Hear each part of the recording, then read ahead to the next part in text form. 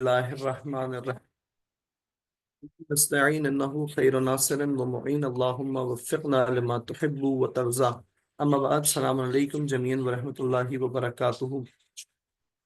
आप सबको एक मरतबा फिर से मैं खुशामदीद कहता हूँ इस्लामिक लॉ ऑफ कॉन्ट्रैक्ट के इस ट्रेनिंग सेशन में। आज की हमारा आखिरी दिन है। अब से पहले हमने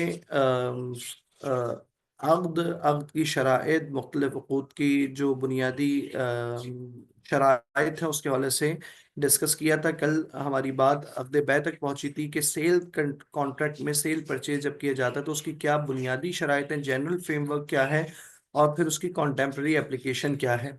कल हमारी बात करेंसी की ट्रेड तक पहुंची थी, तो जिसके अंदर हमने जिक्र किया था कि करेंसी की ट्रेड के अंदर जब फिजिकल करेंसी की ट्रेड की जाती है तो इसकी दो तरीके हो सकते हैं। या तो आप मार्केट में फिजिकली करेंसी को बेचते हैं, या दूसरी सूरत हो सकती है कि करेंसी को डिजिटली बेचा जाता है। चाहे डिजिटल बेचा जाए या फिजिकली बेचा जाए, करेंसी को बेचने खरीदने के बाज़ अहकाम हैं। मसलन अगर दो एक जैसी करेंसियां हैं, रुपए को रुपए के बदले बेचा जाए तो क्या आया इसे इजाफे के साथ बेचा जा सकता है, यानी कि 10 रुपए को 12 रुपए के बदले बेचा जा सकता है। तो एक कौल यह है कि 10 रुपए को 12 रुपए के बदले नकद पे बेचा जा सकता है। अलबत्ता ये कौल इमामिया का है। क्या उधार पर बेचा जा सकता है? तो तमाम फुकाहा के नज़दीक, चाहे वो अहले सुन्नत हो या अहले तशय्युह, सब के नज़दीक अगर एक ही करेंसी है तो उसको उधार के ऊपर ना इजाफे के साथ बेचा जा सकता है ना बराबरी के साथ बेचा जा सकता है। यानी 10 रुपए को उधार 10 रुपए के बदले, जाहिर ऐसा होता नहीं है, वो इजाफे ही के साथ होता है।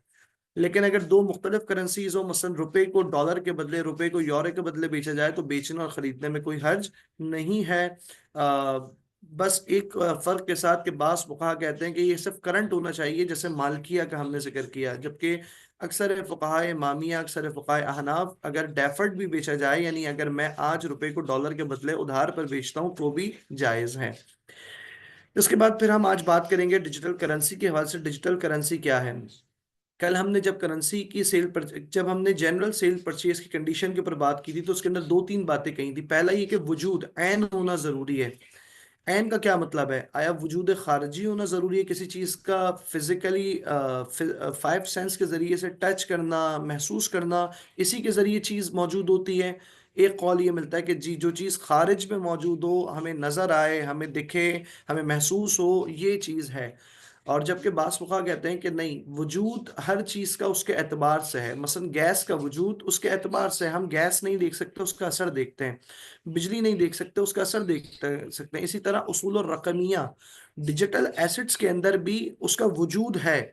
अगर उसकी हकीकत में जाइए तो वो यकीनन कंप्यूटर के ऊपर एक सॉफ्टवेयर के जरिए से आपके सामने आ रहा है। वो सॉफ्टवेयर कंप्यूटर में जो कुछ भी है, उसका हार्डवेयर उसे बाइनरी लैंग्वेज को जब वो ट्रांसफर करता है, प्रोसेस करता है, तो आपके सामने कभी तस्वीर की सूरत में, कभी डॉक्यूमेंट की ये स्क्रीन नजर आती है हमें। तो इसी तरह से कोई करेंसी अगर करार पाए, तो पहले हम बात करते हैं उस चीज के वजूद के हवाले से। क्या उस चीज को खरीदना बेचना जायज है? यानी सिर्फ बिटकॉइन को हम उसे ये नहीं करें कि वो करेंसी है। हम बिटकॉइन को जिस तरह एक आम चीज खरीदी बेची जाती है, इस तरह थीरियम इथीरियम है, या कोई भी आज डिजिटल करेंसी का फिनोमेना आपके सामने मौजूद है, उसको करेंसी से कतई नजर, करेंसी एक बात की बात है। हम पहले देखें, क्या इसको मोबाइल की तरह खरीदा जा सकता है, गाड़ी की तरह खरीदा जा सकता है? जैसे गाड़ी खरीदी जाती है, मोबाइल खरीदा जाता है, क्या इसको खरीदा बेचा जा सकता है या नहीं बेचा जा सकता? तो इसके अंदर पहली चीज है कि इसका वजूद तो है, लेकिन वजूद खारिजी नहीं है, वजूद मौजूद है। तो इसके अंदर हमारे पास दो तबकात मिलते हैं फुकाए कराम। अच्छा, वजूद जरूरी है, वजूद के बाद दूसरा मालियत, क्या ये माल शुमार होता है? उर्फ में इसको समथिंग ऑफ वैल्यू शुमार किया जाता है, क्योंकि एक चीज जिसकी मालियत नहीं है, मालियत दो तरह से, या तो उसके अंदर कोई मनफात नहीं है, कोई फायदा नहीं है, तो वो माल नहीं है। या कोई मनफात या कोई उसमें गरज तो है, लेकिन शरीयत ने उसकी मालियत को सल्ब कर लिया है। मसलन शराब, शराब जो लोग पीते हैं उनके लिए उसकी बड़ी अहमियत भी है, बहुत उनके लिए मरगूब चीज़ है, यानी वो उसको बड़ा पसंद करते हैं। लेकिन शरीयत ने शराब के इस्तेमाल को, उसके खरीदने बेचने को हराम करार दिया। एक मतलब एक चीज होती है इसकी कोई वैल्यू नहीं है, असल उसका कोई फायदा नहीं है। फायदा मतलब उससे कोई मनफात हलाल हलाल फायदा नहीं उठाया जा सकता। अब अगर आप डिजिटल एसेट्स की तरफ आ जाइए, तो डिजिटल एसेट्स का वजूद है। फर्क क्या है कि वजूद खारजी नहीं है, वजूद है लेकिन उसका। दूसरा, क्या वो माल शुमार होते हैं या नहीं? तो हम देखते हैं उर्फ में डिजिटल, सब नहीं लेकिन बाज डिजिटल एसेट्स अभी उर्फ में माल शुमार होते हैं। यानी मसलन ये जो डिजिटल डेटा है, ये सारा माल शुमार होता है, इसकी खरीदो फरोख्त, कॉपीराइट्स वगैरह वगैरह। तो हम इसके अंदर हमें दो तरह के नजरियात मिलते हैं। बास फुकाए कराम ने इसके जवाज का कोई फतवा नहीं दिया है, यानी जवाज का फतवा ना होना बता रहा है कि अब यानी ये एहतियात किया है, उसको हराम भी नहीं कहा है, एहतियात की हुई है, लिहाजा किसी दूसरे मुजतहिद दूसरे फकीह की तरफ रुजू किया जा सकता है। एक दूसरा तबका जो डिजिटल एसेट्स को, जिसमें अभी मैं करेंसी के एतबार से बात नहीं कर रहा, यानी सिर्फ एसेट के उन्वान से अगर बात करें, वो इसके जवाज के कायल हैं, लेकिन वो कहते हैं कि इसके अंदर दो शराइत पूरी होती हों। ये जो डिजिटल एसेट्स हैं, इसके मुल्क के कवानीन इसको इजाजत देते हों, और दूसरा इसके अंदर लोगों के माल जाया होने का खदशा ना हो, यानी इसे somehow it must be regulated. तो ये दो शराइत हैं, यानी कानून इसके मुल्क की इजाजत देता है, क्योंकि हमारे फ़ुक़हा कराम ने वो कहते हैं कि वो मुल्क का कानून जो शरीयत से मुतसादिम नहीं है, जो शरीयत के खिलाफ नहीं है, उसकी रियायत करना भी ज़रूरी है। तो लिहाजा अगर मुल्क के कवानीन ऐसे डिजिटल एसेट्स को, जैसे आजकल बात हो रही है, पाकिस्तान में भी बात हो रही है, दुनिया भर में डिजिटलाइजेशन की इस फिनोमिना को एक्सेप्ट करने की बात हो रही है, वो कह रहे हैं कि इस मुल्क मुल्क के कवानीन इसके खिलाफ ना हो, और दूसरा इसके अंदर अमवालुन नास के ज़िया का अंदेशा ना हो, यानी लोगों का पैसा तल्फ होने का खदशा ना हो। ये दो शराइत बयान की गई हैं। अब आ जाए दोबारा डिजिटल कॉइन्स में, डिजिटल एसेट्स में, या डिजिटल जो भी एसेट हमारा शुमार होता है, चाहे वो कॉइन्स की सूरत में हो, या वो एनएफटीज की सूरत में हो, या कॉपीराइट्स की सूरत में हो। कॉपीराइट्स तो एक अलग चीज हो जाएगी। हम एसेट की अगर हम बात करें, तो क्या वजूद रखते हैं? जी वजूद रखते हैं। क्या मालियत रखते हैं? मालियत रखते हैं। मालियत में क्या इनकी मालियत को शरीयत ने सल्ब कर लिया है? ये कब होगा सल्ब करना? जब ये किसी ऐसी चीज को रिप्रेजेंट कर रहे हो जो हराम हो। मसलन अगर ये कॉपीराइट, या मसलन ये कोई डिजिटल एसेट जो बनाया गया, ये वो चीज है जो खुद मौसीकी शुमार होती है, गिना शुमार होती है, या ये कोई वीडियो है, वीडियो भी एक एसेट शुमार होगा आपका, लेकिन ये वीडियो ऐसे कंटेंट पे मुश्तमिल है जो कि कंटेंट हराम है, तो वो उस कंटेंट की वजह से हराम हो जाएगी। यानी वजूद भी था, बाज लोगों के लिए मालियत भी थी, लेकिन शरीयत ने एतबार नहीं किया। नहीं, उसूल वही है कि चीज होनी चाहिए, जो आप किसी को डिलीवर करें, जो चीज है नहीं उसको डिलीवर नहीं किया जा सकता। यानी डिलीवरेबिलिटी को इंश्योर करने के लिए उस चीज का होना जरूरी है, उसके अंदर कोई फायदा होना जरूरी है, और तीसरी चीज, शरीयत ने उसके ऊपर आके कोई पाबंदी ना लगाई गई है। अब हम डिजिटल एसेट्स की हम बात करें, जो डिजिटल डिजिटल कॉइन्स की खरीदो फरोख्त हो रही होती है, उसके अंदर मुल्क के कवानीन उसकी इजाजत दें। अगर मुल्क के कवानीन उसकी इजाजत नहीं देना, जाहिर है कि मुल्क के कवानीन की रियायत भी जरूरी है। और उसके बाद उसके अंदर माल का जाया होने का अंदेशा ना हो। लिहाजा जब भी फुक़हा ने ताबीर किया है कि ये मसला मुआश शरई मसला इतना बड़ा नहीं है जितना बड़ा मुआशी मसला है। और हमने गुज़िश्ता यानी ज़माने करीब में हमने देखा है कि अचानक लोग जब इन डिजिटल कॉइन्स पे, बिलखुसूस डिजिटल करेंसी के अंदर, जिसे हम करेंसी उमूमी तौर पे कहते हैं, देखिए करेंसी एक दर्जा अलग है।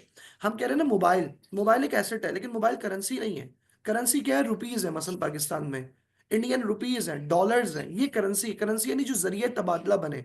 हम ये डिजिटल कॉइन्स हैं, इसको भी बाज़ यूजुअली करेंसी कह देते हैं। करेंसी का एतबार हुकूमत के एतबार से होता है। यानी अगर मैं डिजिटल कॉइन्स को कॉइन्स के एतबार से, तो खरीदने बेचने का सवाल एक है, इसका दूसरी स्टेज है कि आया ये करेंसी शुमार होते भी है नहीं। तो करेंसी के लिए शुमार होना, आज करेंसी का एतबार हुकूमत के एतबार से, जाहिर है कि हमारे पास जो करेंसी है वो खुद कोई किसी एसेट को रिप्रेजेंट नहीं कर रही। आज का जो नोट है, जो रुपया है, जो डॉलर है, वो सोने चांदी को रिप्रेजेंट नहीं कर रहा है, बल्कि ये खुद एक एतबार है, एक हुकूमत ने जारी किया। हुकूमत ने कहा ये हमारी तरफ से एतबार है, लिहाजा जो इस पे अमल करेगा उसके ये लीगल टेंडर शुमार होता है। तो लिहाजा किसी चीज को खरीदना बेचना एक पहला मौजू है, क्या आया ये जायज है या नहीं, और फिर क्या वो करेंसी है या नहीं। करेंसी तो जब है जब इसको हुकूमत रिकॉग्नाइज कर ले करेंसी के तौर पे।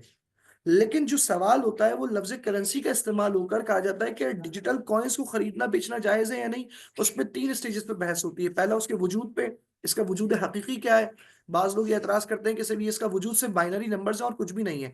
इसकी माइनिंग पे भी एतराज है और 10 चीजें। लेकिन जो दो तबकात मिलते हैं, बाज फुक़हा ने इसके ना जवाज का सराहत की है, ना जवाज को वाज़ेह तौर पे बताया है, ना अदम जवाज को, ना कहा है कि ये हराम है। लिहाजा इस सूरत में गुंजाइश है किसी ऐसे फकीह के फतवे की तरफ जाने के लिए कि जो इसके जवाज की या अदम जवाज की सराहत से बात करे। बास फुकाहा ने इसकी जवाज की बात की है, लेकिन इस शर्त के साथ कि हुकूमत इसको रिकॉग्नाइज करे, यानी इसको कहे कि हाँ इसके ऊपर मामला करना दुरुस्त है। और दूसरा, इससे अमवालुन नास, लोगों के माल जाया होने का खदशा ना हो। अगर ये दोनों चीजें पूरी हो जाती हैं, तो फिर इसके ऊपर करेंसी के वही अहकामात जो जारी होंगे जो फिजिकल करेंसी के ऊपर हो रहे होते हैं। यानी इसके ऊपर भी हम बहस करेंगे कि आया बिटकॉइन को बिटकॉइन के खरीदने बदले बेचा जाए तो क्या हुक्म होगा? बिटकॉइन को दूसरी करेंसी के, दूसरी चीज के बदले बेचा जाए, मसलन रुपये या डॉलर के बदले, तो क्या हुक्म होगा? तो जाहिर है हम ये सारी बातें कर चुके हैं कि इसके अंदर रिबा की एक तफसील पाई जाती है। बाज मकातिब के नजदीक रिबा हर एक जैसी चीज में होता है, यानी अगर कोई भी एक जैसी चीज खरीदी बेची जाएगी उसमें रिबा होता है। जबकि बाज कहते हैं कि नहीं, रिबा उन चीजों में होता है जो मेजरेबल या वेटेबल होती हैं सिर्फ, लिहाजा काउंटेबल चीजों में रिबा नहीं होगा। जब होता है, लिहाजा रिबा को समझने के लिए रिबाउल मामला, जो मामले में रिबा होता है कर्ज के अलावा, इंशाल्लाह एक ट्रेनिंग प्रोग्राम अल सादिक इंस्टीट्यूट की जानिब से करवाया जाएगा, उसमें जरूर शिरकत कीजिएगा। अभी तक का खुलासा ये बना कि जो आप फिजिकल करेंसी, जो आज हमारी करेंसी राइज करेंसी मसलन रुपीज डॉलर्स, इसको आप फिजिकली यानी ओपन मार्केट में भी बेच सकते हैं, डिजिटल मींस के थ्रू फॉरेक्स ट्रेडिंग के जरिए भी खरीदे बेची जा सकती है। अलबत्ता इसकी जो शराइत है वो शराइत पूरी होनी चाहिए। लिहाजा इमामिया के नज़दीक, बिलखुसूस मैं इमामिया का जिक्र करूँ फिर दीगर मकातब का, इमामिया के नज़दीक एक जैसी करेंसी को इजाफे के साथ नकदन बेचा जा सकता, उधार पे नहीं बेचा जा सकता, यानी रुपए को रुपए के बदले इजाफे के साथ नकद बेचा जा सकता, उधार नहीं। इसी तरह से रुपए को डॉलर के बदले नकद भी बेचा जा सकता है, उधार भी बेचा जा सकता है, कम पे भी बेचा जा सकता है, ज्यादा भी बेचा जा सकता है। ये हमारी बात हुई करेंसी का से। जबकि दीगर मकातबे यानी जो दीगर मकातब फिक्र हैं, मसलन मालिकिया के नजदीक अगर दो करेंसीज मुख्तलिफ हुई तब भी उसे नकदी बेचा जा सकता है, उधार नहीं बेचा जा सकता। अहनाफ इसकी इजाजत देते हैं, जबकि अहनाफ सेम करेंसीज में इजाफे के कायल नहीं है। तो ये एक तफसील है। अ, उसके बाद डिजिटल करेंसी के ऊपर बात की जाए तो डिजिटल करेंसी में वजूद है, मालियत है, लेकिन इसकी शर्त क्या है कि अम्वालुन नास का ज़िया ना हो और हुकूमत भी इसे तस्लीम करती हो। और करेंसी का दर्जा जब होगा जब करेंसी बाकायदा हुकूमत इसे लीगल टेंडर अनाउंस कर दे, उससे पहले ही करेंसी का दर्जा हासिल नहीं करते। अच्छा, फॉरेक्स ट्रेडिंग, गर्चे में फॉरेक्स ट्रेडिंग पे जिक्र कल हम तफसील से फॉरेक्स ट्रेडिंग पे बात कर चुके हैं, लेकिन मैं दोबारा खुलासा कर लूँ। फॉरेक्स ट्रेडिंग के अंदर यूजुअली करेंसी ट्रेडिंग के ऊपर बात की जाती है, बाज़ औक़ात गुड्स के ऊपर भी बात की जा रही होती है। तो लिहाजा वो शराइत जो हमने जिक्र की हैं पीछे, कि किसी भी चीज़ को खरीदने बेचने में क्या चीज़ें शर्त है कि वो चीज़ मौजूद हो, वो चीज़ आपकी मिल्कियत में हो, अगर ये सारी चीज़ें तो होती हैं तो फॉरेक्स ट्रेडिंग करने में हर्ज नहीं है। लेकिन अगर इसके अलावा है तो हर्ज है। मसलन ट्रेडिंग स्ट्रेटजीज जो होती हैं फॉरेक्स ट्रेडिंग में, एक होता है लेवरेज का काम। आपका अकाउंट 10,000 रुपए का है और आपको जो ऑपरेटर होता है, जो आपको प्लेटफॉर्म प्रोवाइडर होता है, वो कहता है आप 1 लाख रुपए तक की ट्रेड कर लीजिए, तो ये दुरुस्त शुमार नहीं होगा चूंकि वो चीज आपके पास है नहीं। दूसरा, पुट और कॉल ऑप्शंस होते हैं हमारे पास, कि हम किसी करेंसी पे बेट करते हैं कि ये करेंसी ऊपर जाने वाली है, नीचे आने वाली है, उसके ऊपर हम एक प्राइस अपनी रिस्क लेते हैं उसके ऊपर। बसा औकात बाज लोग इसके ऊपर ये इसकी तारील करते हैं या इसको एडवोकेट इस तरह करते हैं, वो कहते हैं एजुकेटेड हाइपोथेसिस है, ये ट्रेंड एनालिसिस है, और ये तो बिल्कुल हम चीज़ों को देखते हैं उसके बाद नफ़ा नुकसान होता है। तो हमने आपको बताया नफ़ा नुकसान किसी हकीकी खरीदो फरोख्त के नतीजे में होना चाहिए। यानी मसलन मेरे पास डॉलर्स हैं और मैंने इस तरह सोच के लिए थे अपनी स्टडी के बाद कि डॉलर चंद दिनों के बाद ऊपर जाने वाले हैं, इसकी कीमत बढ़ जाएगी, मैंने डॉलर खरीद लिया। जब मैंने डॉलर खरीद लिया और अब उसकी कीमत बढ़ जाती है और मैं उसको बेच देता हूँ, तो मुझे जो नफा हुआ है जायज है। लेकिन अगर मैं ये कहूं कि मैं ये पैसे लगा रहा हूं, मसलन मैं $1 $2 लगाता हूँ कॉल ऑप्शन पे, पुट ऑप्शन पे, अगर डॉलर ऊपर चला गया तो मुझे फायदे के साथ डबल मिल जाएगा, लेकिन अगर नहीं मिला तो ये मेरे पैसे गायब हो जाएंगे, जाया हो जाएंगे। ये अक्ल माल भी बात है, यही क़िमार की सूरत है, ये दुरुस्त नहीं है। डे ट्रेडिंग की जाती है, डे ट्रेडिंग करने में कोई हर्ज नहीं है कि आप अभी डॉलर लें और अभी बेच दें। इसके अंदर सिर्फ एक मसला जो पाया जाता है वो होता है कब्ज करने से पहले किसी चीज को बेचना। आया क्या ये सही है कि मैं पोजेशन से पहले बेच दूं? तो पहले लफ्ज पोजेशन को समझ लें। पोजेशन का मतलब होता है इख्तियार, जब आपके पास वो चीज इख्तियार में आ जाए। पोजेशन का मतलब हाथ में लेना नहीं होता है। यानी बसा औकात बाज लोग ये समझें कि पोजेशन का मतलब है कि अगर मैंने डॉलर खरीदे तो डॉलर मेरे हाथ में आ जाए। नहीं, हाथ में आना जरूरी नहीं। अगर आपके अकाउंट में वो रिफ्लेक्ट करते हैं कि अब आप इतने डॉलर आपके अकाउंट में आ गए इस ट्रांजैक्शन के नतीजे में, और अब आप उसको इस्तेमाल करने का हक रखते हैं, इख्तियार आ जाए, तो ये कब्जा शुमार होता है। लेकिन अगर इख्तियार नहीं आता अभी तक के, तो कब्जा नहीं है। लेकिन कब्जे के अंदर बहस पाई जाती है कि आया कब्ज के करने से पहले बेचना जायज है या नहीं। तो इसके अंदर मकातिब फिक्र में इख्तिलाफ पाया जाता है, जैसे मैंने जिक्र किया था। बास फुकहा जैसे इमामिया के नजदीक वो चीजें जो मकील व मौजून हो उनके अंदर कब्जा होना जरूरी है, लेकिन वो चीजें जो मकील व मौजून नहीं है उनमें कब्जा होना कोई जरूरी नहीं है। जबकि बास फुकहा मसलन शाफिया हर चीज को कहते हैं कि कब्जा करके बेचना जरूरी है, उसके बगैर जायज नहीं है। अहनाफ में भी दो अकवाल पाए जाते हैं। मूवेबल चीजों में जो मनकूलात हैं, जो चीजें ट्रांसफर होती हैं एक जगह से दूसरी जगह, चाहे डिजिटल ही हो या फिजिकल ही हो, उसमें एक कौल ये कि उसमें कब्जा करना जरूरी है, जबकि दूसरा कौल ये है कि नहीं, कब्जा अगर ऐसी चीजों में जिसमें अंदेशा ना हो हलाकत का, यानी जो फौरन से खत्म ना हो जाती है, उनमें कब्जा जरूरी नहीं है। ये एक कौल है। दूसरा कौल इमाम मोहम्मद रहमतुल्लाह अलैह का है कि हर चीज में कब्जा करना जरूरी है। अहनाफ के अंदर दो, हनाबला की दो रिवायात हैं। एक मालिकिया की तरह है कि खाने पीने वाली चीजों में कब्जा जरूरी है, यानी वो चीजें जो खाने पी नहीं जाती उनको बगैर कब्जे के खरीदा बेचा जा सकता है। इसी तरह एक कौल है जो अहनाफ के करीब है या इमामिया के करीब है कि वो चीजें जो मकील व मौजून है, इमामिया के करीब है, जो मकील व मौजून है, मेजरेबल वेटेबल चीजें, उन्हें खरीदा बेचा जा सकता है सिर्फ कब्जे के बाद।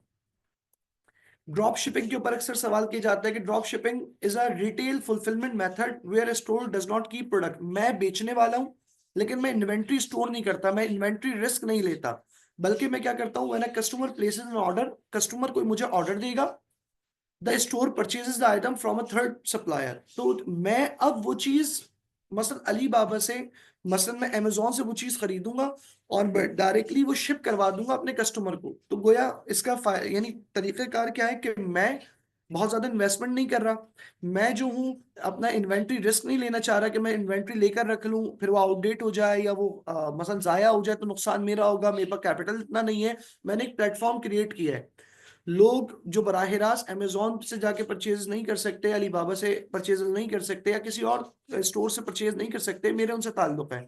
मेरे पास कोई ऑर्डर आया, वो जब ऑर्डर कंफर्म हो गया तो मैंने वो चीज खरीदी और उसको आगे भेज दी। अब यहाँ सवाल वही है, दो बुनियादी सवाल हैं। जब आपने कस्टमर को बेचा तो क्या आप उस चीज के मालिक थे या नहीं थे? क्योंकि यहाँ तो ये ना कि ऑर्डर कंफर्म आ गया, अगर तो मैं इस ऑर्डर आने को सेल परचेज मानूं कि मैंने गोया उसको सेल परचेज कॉन्ट्रैक्ट हो गया, अब से मैं डिलीवरी करूंगा, तो सवाल ये है कि जब आप डिलीवरी की बात कर रहे हैं तो मैं तो उस वक्त मालिक ही नहीं हूं उस चीज का। मसलन किसी का ऑर्डर आया मेरे पास मोबाइल का, मैंने ऑर्डर एक्सेप्ट किया, इसका मतलब कॉन्ट्रैक्ट हो गया मेरा, लेकिन मोबाइल मेरे पास नहीं है। मैं अब जाके खरीदूंगा और उसको डिलीवर करवा दूंगा, डिलीवरी में मसला नहीं है। मसला ये है कि जो चीज मैंने खरीदी नहीं है, मेरी मिल्कियत में नहीं है, क्या मैं उसे बेच सकता हूँ, नहीं बेच सकता हूँ? तो इसके अंदर दो आरा मिलती हैं। एक ये कि जो चीज मिल्कियत में नहीं है उसे नहीं बेचा जा सकता, लेकिन ये कब होता है, जब चीज आइडेंटिफाइड हो, यानी मैं कहूँ कि कोई मुअय्यन चीज मुझे चाहिए, खास चीज जो आपके पास है, और मैं कहूँ कि वो मेरे पास नहीं है और मैं फिर भी बेच दूं। लेकिन अगर कोई ऐसी चीज है जो स्पेसिफाइड है, यानी मुझे मतलब मोबाइल का ऑर्डर आ गया है और कहा सैमसंग गैलेक्सी S24 चाहिए मुझे, उसकी रैम रोम ये कलर ये, तो जाहिर है कि ये मोबाइल एक नहीं है। इस मोबाइल का इतलाक, यानी मोबाइल जितने भी S24 इस मॉडल स्पेसिफिकेशन के होंगे, वो सब में से कोई भी मैं दे दूं वो कबूल कर लिया जाएगा। तो इसे कहते हैं सेल बाय स्पेसिफिकेशन। इस तरह से आप बगैर पहले अपनी मिल्कियत के बेच सकते हैं, इसे सलम भी कहा जाता है, स्पेसिफिकेशन के जरिए बेचना, लेकिन इसकी खास शराइत है, उन शराइत का भी लिहाज करना जरूरी है, यानी इसकी अपफ्रंट पेमेंट होना जरूरी है ताकि उधार के बदले उधार ना हो, यानी मैंने कोई मामला किया ना पैसे मुझे मिले ना मैंने चीज डिलीवर की है। एक ही इसके अंदर ये मसला पाया जाता है। लिहाजा ड्रॉप शिपिंग के हवाले से बेहतर ये है कि जो ऑर्डर होते हैं ये ऑर्डर को कंफर्म ऑर्डर ना शुमार किया जाए। सबसे अच्छा तरीका ये होता है कि कंफर्म ऑर्डर ना हो, बल्कि आपके पास एक ऑर्डर हो कॉन्ट्रैक्ट से पहले का, यानी प्लेसमेंट ऑफ ऑर्डर है। जब आपके पास प्लेसमेंट ऑफ ऑर्डर हो जाए तो आप पहले चीज खरीद लीजिए और उसको फिर डिलीवर करवा दें, तो इसके अंदर कोई शरई मसला नहीं होगा। ये बिल्कुल ऐसे होगा कि आपने पहले चीज खरीदी और फिर भेज दी। जो ऑर्डर आया था गोया उससे भी एक आपके सामने एक प्रपोजल आया था कि मसलन मेरे पास एक ऑर्डर आता है कि मुझे मोबाइल चाहिए, मैंने कहा ठीक है मोबाइल चाहिए, मैं डिलीवर करवा दूंगा। उसके बाद मैंने पहले खरीदा, अब मैं उसको बेचूं, यानी कॉन्ट्रैक्ट सेकंड लेग पे होना चाहिए, फर्स्ट एंड पे, पहले उस पे नहीं होना चाहिए। तो ये एक मुख्तसर रूदात है ड्रॉप शिपिंग की। ड्रॉप शिपिंग करने में कोई हर्ज नहीं है, लेकिन इसकी जो शरई उसूल ज़वाबित है उसकी रियायत करना जरूरी है। इसी तरह से आज sale of usufruct, sale of right, मनफात को बेचा जाता है, यानी मैंने किसी होटल के रहने 6 महीने की मनफात को, यानी उसके कमरों की रहने की मनफात को किसी को बेच दिया। या मसलन राइट्स बेचे जाते हैं, कॉपी राइट्स बेचे जाते हैं किताबत के, मतलब आप किताब लिखी है कोई, कि वो किताब एक खास पब्लिशर ही बेच सकता है। इस तरह आपके डिजिटल राइट्स हैं, क्या इनको खरीदना बेचना जायज़ है? तो उसकी बुनियाद वही है कि अगर जब तक कि ये मनफात या ये राइट किसी हराम चीज की नुमाइंदगी नहीं कर रहे, कॉपीराइट किसी हराम चीज का है, तो उसका मनफात भी उसका उससे पर कमाना भी हराम है। इसी तरीके से अगर मनफात कोई ऐसी है जो हराम है, मसलन कोई कहे कि हराम काम करने के लिए किसी जगह को किराए पर ले लिया जाए, मसलन शराब बनाने के लिए फैक्ट्री को किराए पर लिया जाए, तो ये भी जायज शुमार नहीं होगा। In Islamic finance the sale of usufruct is permissible. किसी चीज की मनफात को बेचा जा सकता है अंडर द कॉन्ट्रैक्ट्स लाइक इजारा, या तो इजारा होगा या ऐसे सेल परचेज बाकायदा समझ कर भी बेचा जा सकता है, लेकिन इसके अंदर फुकाहा का इख्तलाफ है कि आया जब मनफात को बेचें इसे इजारा कहा जाए या बै कहा जाए, क्योंकि इजारा के अपने हकाम है, बै के अपने हकाम है। शेयर्स ट्रेडिंग, ये एक अहम मौजू। अक्सर लोग हमसे सवाल पूछते हैं कि शेयर्स को खरीदना बेचना जायज़ है। तो शेयर्स को खरीदना बेचना जायज़ है उस कंपनी के जिस कंपनी का बुनियादी कारोबार हलाल हो। मैं पाकिस्तान के तनाजुर में बात करूं तो पाकिस्तान में KMI इंडेक्स है। KMI इंडेक्स मतलब ऐसी कंपनी है जिनके शेयर्स को शरिया कंप्लाइंट तस्वुर किया जाता है, और उसका एक पूरा क्राइटेरिया है कि किसी भी कंपनी के शेयर्स को शरी कंप्लाइंट कब तस्वुर किया जाएगा। पहला उसका क्राइटेरिया ये कि उस कंपनी का बुनियादी कारोबार हलाल होना चाहिए, उस कंपनी की अपनी जो इनकम है वो सूद पे मुश्तमिल नहीं होना चाहिए, या अगर है तो मिनिमम 5% तक के टॉलरेंस लेवल है। ये टॉलरेंस लेवल का ये मतलब नहीं कि सूद जायज है, वो 5% तो उससे जान छुड़ानी, यानी वो सूद है। लेकिन अब जाहिर है कि हमारे पास पूरा ऐसा कंड्यूसिव सिस्टम नहीं है कि आप कहें कि 100%, क्योंकि हमारे पास पूरा इस्लामिक सिस्टम मौजूद नहीं है, फाइनेंशियल सिस्टम, लिहाजा बहुत सारी इन्वेस्टमेंट जो है वो नॉन कन्वेंशनल एवेन्यूज में होती है, इंटरेस्ट बेस्ड बेयरिंग डॉक्यूमेंट्स में होती हैं। तो उसका एक कैप रखा गया है कि 5% से ज्यादा नॉन कंप्लाइंट इनकम ना हो। इसी तरह से डेट फाइनेंसिंग, जो कैपिटल स्ट्रक्चर है उसमें डेट 33% या 40% से ज्यादा ना हो। यानी ये जो फिगर है ये अलग अलग है, बाज मुल्कों में 33 है, बाज में 37 है, बाज में 40 है। इस तरह एक क्राइटेरिया बनाया गया KMI इंडेक्स का कि दूसरी कंपनियों की निस्बत ये वो कंपनियां हैं कि जिनका बुनियादी कारोबार भी हलाल है, जिनके दीगर मसाइल में मसलन इनके जो अपने ऑपरेशंस हैं और जो इनकी अपनी फाइनेंसिंग होती है वो भी किसी हद तक शरीयत के ऐन मुताबिक है। जाहिर है कि जब पूरे निज़ाम की तब्दीली होगी, इस्लामिक फाइनेंस मुकम्मल होगा, तो फिर ये जो टॉलरेंस है ये भी खत्म कर दिया जाएगा, फिर 100% होना जरूरी होगा। तो शेयर्स खरीदे बेचे जा सकते हैं, शेयर्स में कोई मसला नहीं होता है। बेहतर ये है कि जो आपके शरीय कंप्लाइंट शेयर्स हैं उसको खरीदा बेचा जाए। शेयर्स के अंदर एक सवाल पूछा जाता है डे ट्रेडिंग का, कि आया शेयर्स में डे ट्रेडिंग जायज है। मसलन ये क्या होता है, आज आपने किसी कंपनी का शेयर लिया, 1 घंटे के बाद या 2 मिनट के बाद या 10 मिनट के बाद उस शेयर्स की वैल्यू बढ़ गई। अब मैंने वो खरीद लिया था, मैं उसको बेचकर निकल जाता हूँ मार्केट से। यानी गोया मैंने डे ट्रेडिंग में क्या किया, 10 रुपए का शेयर खरीदा, 12 रुपए का बेचकर आज के आज निकल गया। इसे डे ट्रेडिंग कहा जाता है। क्या ये जायज है? क्योंकि ये शेयर जो मैंने आज खरीदा है ये मेरे नाम पर आज रजिस्टर्ड नहीं होगा। चूंकि हमारे यहाँ जो इंस्टेंट सेटलमेंट नहीं होती, यानी आज अगर आप शेयर बेचें तो आपके इदारे कौन कौन से इन्वॉल्व होते हैं। पाकिस्तान स्टॉक एक्सचेंज में आप कोई जो लिस्टिंग कंपनीज होती हैं लिस्टेड, उसके शेयर्स खरीदे या बेचे गए। फिर उसके बाद एक इदारा होता है NCCL, नेशनल क्लियरिंग कंपनी, जो कि ट्रांजैक्शन की क्लियरिंग को यानी उसकी पेमेंट को और डिलीवरी ऑफ शेयर्स को इंश्योर करता है। फिर एक तीसरा इदारा आता है CDC, सेंट्रल डिपॉजिटरी कंपनी, जहां पे आपके शेयर्स आपके नाम पे रजिस्टर किए जाते हैं। अब ये 3 इदारे हैं। अगर मैंने आज कोई शेयर खरीदा है तो ये मेरे नाम पे रजिस्टर्ड होगा 2 दिन बाद। इस ट्रांजैक्शन को हम कहते हैं T+2, transaction +2 days for settlement. अब इसके अंदर एक शरिया में इख्तलाफ पाया जाता है फुकाहा के दरमियान। शरिया ओपिनियन 2 तरह के हैं। एक ये है कि कब्जे से पहले कोई चीज बेचना दुरुस्त नहीं है। ये बातें सारी हम कर चुके हैं, लिहाजा हमें बहुत तफसील में जाने की जरूरत नहीं है।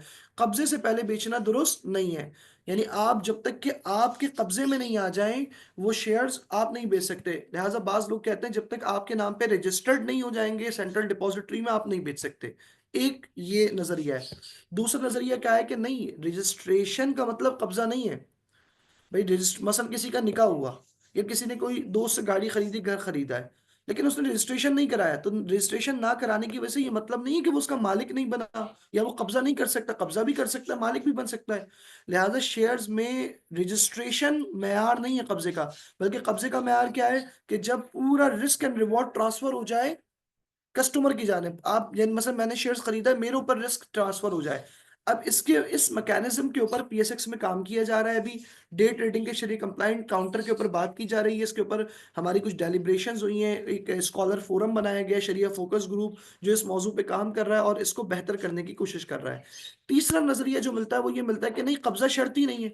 इमामिया का मसलन नजरिया ये है कि वो चीजें जो मकीलो मौजून हो, जो मेजरेबल वेटेबल हो, सिर्फ उनके अंदर कब्जा जरूरी है। जो मकीलो मौजूद नहीं होंगी उनमें कब्जा जरूरी नहीं है। लिहाजा आप शेयर्स को देखें, शेयर्स किस चीज को रिप्रेजेंट कर रहे हैं। अगर शेयर रिप्रेजेंट कर रहे हैं एसेट्स को, जो फिक्स एसेट्स भी हैं जिसमें फिक्स एसेट्स ज्यादा हैं, तो अगर यानी अगर कोई कंपनी है जिसका काम ही चावल का काम है और उसके 90% एसेट जो है वो चावल है, आटा है, तो ये शेयर तो रिप्रेजेंट करता है ना एसेट को। शेयर खुद वैल्यू नहीं रखता। शेयर और नोट में क्या फर्क है? अगर नोट फट गया तो मालियत गई, शेयर फट गया तो आपके अपनी मिल्कियत बाकी रहती है, ये फर्क है इसमें। यानी शेयर अज खुद खरीदा बेचा नहीं जाता। शेयर तो रिप्रेजेंट करता है अनडिवाइडेड शेयर ऑफ ओनरशिप को। यानी शेयर का होने का मतलब है ये कागज एक वसीका है, एक आपके सामने सनद है कि आपके इस कंपनी में शेयर्स हैं। लिहाजा अब आप उस कंपनी के एसेट को देखेंगे, अगर कंपनी ऐसी है जिसके जो तमाम एसेट्स हैं वो मेजरेबल वेटेबल हैं, तो इमामिया के नजदीक भी उस कंपनी के शेयर्स को आप उसी वक्त बेच सकते हैं जब आपका कब्जा हो जाएगा। और कब्जे होने के लिए क्या शर्त है? कि जब रिस्क एंड रिवॉर्ड ट्रांसफर हो जाएगा आपकी तरफ। वो कब होता है? जाहिर है कि उसका मैकेनिज्म अभी क्लियर नहीं है, उसका क्लियर किया जाएगा। लेकिन एक नजरिया ये मिलता है कि वो शेयर जो रिप्रेजेंट नहीं कर रहे हैं इन चीजों को, मकीलो मौजून चीजों को, ऐसे एसेट्स को, तो उसको बगैर कब्जे के भी बेचा जा सकता है। लिहाजा डे ट्रेडिंग में हमारे पास तीन नजरियात पाए जाते हैं। पहला नजरिया, डे ट्रेडिंग जायज नहीं है जब तक कि आपके नाम पे सीडीसी में रजिस्टर्ड हो जाए। ये नजरिया बाज अहले सुन्नत उलमा का है। दूसरा ये कि भाई डे ट्रेडिंग जायज है जब कब्जा आ जाए, यानी कब्जे के बगैर नहीं बेच सकते आप। लेकिन कब्जे का ताल्लुक रजिस्ट्रेशन से नहीं है। और ये कब है? जब मैं खरीदने वाले को पता चल जाए कि हाँ ये मैंने खरीद लिया, और बेचने वाला मुझे कह दे कि अब सारा रिस्क आपका है, सारा रिवॉर्ड आपका है, अब मेरा कानून में कुछ तब्दीलियां होने की जरूरत है, इसलिए वो भी उसके अंडर कंसिडरेशन है। ये दूसरा कॉल है कि कब्जे के बाद बेचना है लेकिन रजिस्ट्रेशन जरूरी नहीं है। तीसरा कॉल क्या है? कि ना कब्जा जरूरी है ना रजिस्ट्रेशन जरूरी है। हाँ, अगर वो शेयर जिसको खरीदा बेचा जा रहा है किसी ऐसे इदारे का, ऐसी कंपनी का जिसके सारे एसेट मेजरेबल वेटेबल है, तो फिर कब्जा करके बेचना है, वरना कब्जा करने की कोई जरूरत नहीं है। और यूजुअली जब हम किसी कंपनी के एसेट बेचते हैं तो उसके मेजर एसेट के पोर्शन जो होते हैं वो आपके फिक्स एसेट्स की सूरत में होते हैं। और यूजुअली ऐसा नहीं होता कि वो सारे मेजरेबल वेटेबल हो, लेकिन मुमकिन है किसी खास कंपनी में हो सकता हो। तो लिहाजा शेयर्स की डे ट्रेडिंग हो सकती है इस तरह। बॉन्ड्स के बारे में पूछा जाता है। बॉन्ड्स हराम है खरीदना, बॉन्ड्स जायज नहीं है, क्योंकि बॉन्ड्स एक इंटरेस्ट बेयरिंग डॉक्यूमेंट है, चाहे वो गवर्नमेंट बॉन्ड हो या प्राइवेट बॉन्ड हो। या आप जब बॉन्ड लेते हैं तो गोया एक कर्ज है, आपका माल कर्ज के तौर पे रखा रहता है, और वो उसके बदले आपको सूद देने का पाबंद होता है। तो लिहाजा बॉन्ड्स दुरुस्त नहीं है। बॉन्ड्स का ऑल्टरनेटिव सुकूक। सुकूक के अंदर आपकी ओनरशिप भी होती है, और सुकूक में आपको रिटर्न भी मिलता है। तो सुकूक के बहुत सारे नेचर ऑफ कॉन्ट्रैक्ट्स होते हैं। बाज औक़ात सुकूक इजारा की बुनियाद पे होता है, बाज औक़ात सुकूक मुराबाहा की बुनियाद पे होता है, बाज सुकूक मुजारबा की बुनियाद पे होता है। लेकिन मुख्तसर बात इतनी याद रख रहे हैं, सुकूक के ऊपर दोबारा तफसील से बात की जा सकती है। सुकूक क्या है, सुकूक किस तरह कन्वेंशनल बॉन्ड से अलग है, किस तरह इसके अंदर शेयर ओनरशिप भी होती है और प्रॉफिट भी मिलता है, क्या इसके अंडरलाइन कॉन्ट्रैक्ट्स होते हैं। लेकिन मुख्तसर ये कि सुकूक का खरीदना बेचना जायज है, सुकूक में कोई हर्ज नहीं है। इस तरह शेयर्स में वो शेयर जो शरीय कंप्लाइंट है, केएमआई इंडेक्स में फॉल करते हैं, मसलन अगर आप अपने मुल्क में हैं तो हर मुल्क में तकरीबन आज ये बात हो रही है कि शरीय कंप्लाइंट शेयर्स, तो आप उसके मुताबिक उसको खरीदा बेचा जा सकता है। बॉन्ड्स की हमने बात कर ली, सुकूक की बात कर ली। सुकूक मुख्तलिफ होते हैं, इजारा सुकूक, मुजारबा सुकूक, मुशारका सुकूक। कभी वक्त मिला तो हम सुकूक के ऊपर तफसील से बात करेंगे। अब आ जाए इजारा कॉन्ट्रैक्ट पे। सेल परचेज में क्या होता है? सेल परचेज में आप एसेट बेचते हैं। इजारा के अंदर आप एसेट नहीं बेचते, उसका यूजो प्रोडक्ट बेचते हैं। एसेट आपके साथ ही रहता है। मसलन अगर मैंने घर दिया है अपना किसी को किराए पर, तो मैंने घर की मिल्कियत नहीं दी, घर मेरा ही रहेगा। लेकिन मैंने घर में रहने का उसको गोया ये जो मनफात थी रहने का, वो मैंने उसको 1 महीने 2 महीने जो तय हुआ है वो दे दिया है। तो contract of lease refers to exchange the use of product of specific asset. या आप किसी चीज के मनफात को देते हैं, या सर्विस ऑफ अ पर्सन, या आप इजारा, मसलन मैं किसी का जॉब कर रहा हूं, मैं अपनी सर्विसेज दे रहा हूं उसको, विच इज परमिसिबल बाय शरिया। ये बहुत अहम है। इजारा किसी चीज का हो या इजारा शख्स का हो, जिस मकसद के लिए इजारा किया जा रहा है वो भी जायज होना चाहिए। मसलन मैं किसी के लिए ऐसा काम कर रहा हूं जो शरन नाजायज है, ये जायज नहीं होगा। या अगर मैं अपना घर किराए पे दे रहा हूँ, गाड़ी किराए पर दे रहा हूँ, और उसके अंदर कोई ऐसा काम होना है जो जायज नहीं है, वो जायज नहीं है। मसलन मैं अपना घर किराए पर दूं कि उसके अंदर मसलन कलीसा बनाया जाएगा, मसलन उसके अंदर कोई ऐसी चीज बनाई जाएगी जो कि शरअन नाजायज है। यानी आप और 10 मिसालें ले सकते हैं, मिसालों का भी वक्त नहीं है, लेकिन मुख्तसर बात यह है कि अगर वो शख्स जो इजारा पर खुद कोई खिदमत अंजाम दे रहा है, या फिर वो चीज जिसको इजारा पर दिया जा रहा है, तो वो जो मनफात है वो भी शरअन जायज होना जरूरी है। लिहाजा मसलन किसी हराम काम करने के लिए घर किराए पर नहीं दिया जा सकता। अगर दिया जाएगा तो घर की मनफात वही है, रहना, लेकिन इस वजह से उसकी उजरत हराम हो जाएगी। तो लिहाजा हमारे सामने दो अल्फाज आते हैं, एक आता है इजारा, एक आता है आरिया। इजारा और आरिया बिल्कुल सेम है। इजारा के अंदर आप चीज देते हैं, आरिया के अंदर भी चीज देते हैं इस्तेमाल के लिए। इजारा के अंदर आप उसको मिल्कियत नहीं देते, आरिया में मिल्कियत नहीं देते। फर्क क्या है? इजारा में कंपनसेशन होती है, आप उससे उजरत लेते हैं अपने चीज के इस्तेमाल के या अपनी सर्विसेज के। जबकि आरिया के अंदर सर्विस के बदले उजरत नहीं होती, बल्कि वो फ्री में होती है, मज्जानन होती है। लिहाजा ये फर्क है। जब भी हमने कहा था कि आरिया उकूद गैर मुआवजा में से नॉन कंपल्सरी कॉन्ट्रैक्ट है, जबकि इजारा कंपल्सरी कॉन्ट्रैक्ट है। तो आइए देखते हैं कि इजारा की शराइत क्या क्या है। पहली वही शर्त है कि मुतआक़िदैन, जो इजारा करने वाले लोग हैं, मसलन मैं किसी के जॉब कर रहा हूं तो मैं और जो मेरा एम्प्लॉयर है वो, इस तरह अगर मैं कोई चीज दे रहा हूं तो चीज देने वाला, और इस तरह जो चीज कोई ले रहा है इजारा पर वो शख्स, इन दोनों के अंदर अहलियत होनी चाहिए। अहलियत हमने बात कर ली है तफसील से कि बालिग हो, आकिल हो, अपनी मर्जी से करे, और इस तरह से वो महजूर ना हो, उसको रोक ना दिया गया हो किसी वजह से अपने अमवाल में तसर्रुफ करने से। इसी तरह से usufruct of the subject matter, usufruct of asset और service of a person must be permissible by शरिया। वो मनफात, मसलन मैं किसी से कोई चीज देता हूँ हराम काम करने के लिए, जैसे हमने घर की मिसाल ली, मसलन गाड़ी की मिसाल ली, तो ये जायज शुमार नहीं होगा। या अगर कोई शख्स अपनी सर्विसेज दे रहा है लेकिन हराम काम के लिए दे रहा है, ऐसे इदारे के लिए काम कर रहा है जो उसके तमाम उमूर बातिल हैं, जैसे शराब की कंपनी के लिए काम कर रहा है, किसी एडल्ट्री कंपनी के लिए काम कर रहा है, या ऐसा काम कर रहा है मतलब सूद का लेन देन का करने वालों के लिए काम कर रहा है जो महज सिर्फ सूद का लेन देन करते हैं, लिहाजा उसके लिए अपनी सर्विसेज देना भी जायज शुमार नहीं होगा। इसके अंदर तफसील है, लेकिन मुख्तसर बात यह है कि ऐसा इदारा जिसके तमाम उमूर हराम हो, उसके लिए अपनी सर्विस देना भी हराम है। अपनी अपनी सर्विस देना या अपनी किसी शय की सर्विस देना, अपनी किसी एसेट की सर्विस देना भी हराम शुमार होगा। अच्छा, चूंकि इजारा अक़्द मुआवजा है, हमने कहा कि इजारा के अंदर सर्विस होती है एक तरफ से आपकी अपनी मनफात होती है, दूसरी तरफ से उजरत होती है, ये कंपनसेटरी हो गया ना। लिहाजा कंपनसेटरी के अंदर हमने क्या बात की थी कि कंपनसेटरी कॉन्ट्रैक्ट के अंदर चीजों का क्रिस्टल क्लियर होना जरूरी है, उसमें गरर नहीं होना चाहिए। लिहाजा ये वाज़ेह होना चाहिए इजारा कितनी मुद्दत के लिए है, इजारा किस चीज़ पे हो रहा है, उजरत कितनी है, उजरत कैसे दी जाएगी, कब दी जाएगी, वगैरह वगैरह, ये सारी चीज़ें वाज़ेह होनी चाहिए। हम घर किराए पर लेते हैं, घर के अंदर पहले तय होना चाहिए कि कितनी मुद्दत के लिए दी जा रही है, इसका इस्तेमाल किस तरह से किया जाएगा, आए घर किराए पे दिए तो रहने के लिए दिए या इसमें कारोबार किया जाएगा मसलन, और इसकी उजरत क्या होगी, किस दिन दी जाएगी। इसी तरह एडवांस दिया जाता है, एडवांस रेंट। अच्छा, पहले कैपिटल एक्सपेंडिचर पे हम बात कर लें। इजारा के अंदर बाज अखराजात होते हैं, मसलन मैंने किसी से घर किराए पे लिया है, मैंने किसी से गाड़ी किराए पे लिया है, या मैं मसलन किसी के लिए काम कर रहा हूँ। बाज़ अखराजात होते हैं जो रेवेन्यू नेचर के होते हैं, और बाज होते हैं कैपिटल नेचर के। यानी मसलन मैंने गाड़ी किराए पे ली है और मैं उसमें पेट्रोल डलवा रहा हूँ, या उसकी जनरल मेंटेनेंस करवा रहा हूँ, मसलन ऑयल चेंज करवाना रहा हूँ, या घर का मैं बिल पे कर रहा हूँ, या घर में छोटे मोटे खर्चे कर रहा हूँ, जिसे हम रेवेन्यू एक्सपेंडिचर कहते हैं। ये सारी जिम्मेदारी है किसके? लेजी के, जिसने इजारा पर कोई चीज ली है। लेकिन अगर कोई कैपिटल नेचर का एक्सपेंडिचर है, मसलन घर में मरम्मत होनी है, मसलन गाड़ी के अंदर कोई इंजन में काम है, या इस तरह से मैं किसी के सर्विस करता हूं, तो जो मैं आ रहा जा रहा हूं जॉब पर, इसके आने जाने के पैसे मैं खुद लगाऊंगा, खाने पीने के मैं खुद लगाऊंगा। लेकिन अगर मुझे सफर पे जाना पड़ रहा है उनकी वजह से, तो लिहाजा ये जो capital expenditure type nature type expense है, ये हमारा एम्प्लॉयर देगा, लेसॉर देगा। तो ये भी चीज वाजे रहे कि शरीयत में इजारा, चूंकि मिल्कियत तो आपकी नहीं है ना, आप मालिक नहीं है, आप तो मनफात के मालिक थे, तो कितने खराजात आप करेंगे? तो वो जो उमूमी खराजात होते हैं रोजमर्रा के, वो लेसी करता है, यानी जिसने इजारा पे चीज दी हुई है, और जो कैपिटल नेचर के होते हैं वो लेसॉर करता है। इसी तरह से एडवांस रेंट, ये अक्सर प्रैक्टिस है, आप घर किराए पे जाएं तो एडवांस लेते हैं। ये एडवांस रेंट की नेचर क्या है? ये एडवांस रेंट, हम कहते हैं एडवांस रेंट है, लेकिन ये एक अमानत है और इससे बढ़कर कुछ नहीं है।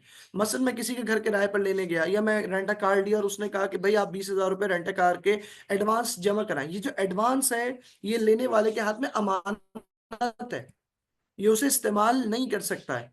क्यों? ये अमानत है, मेरी जिम्मेदारी है उस चीज की उजरत अदा करना। उजरत मैं दूंगा जब मैं इस्तेमाल करूंगा, जब मैंने इस्तेमाल नहीं की तो उजरत क्या है? लेकिन ये एक वसीके के तौर पे, एक आपको ट्रस्ट के लिए रखा जाता है कि हाँ, ये अब ये अपने मुआवजे से पीछे नहीं हट रहे मसलन, या फिर ये हमारे पास रखी हुई है चीज के, अगर कोई नुकसान हो तो हम इस पर कंपनसेट करेंगे।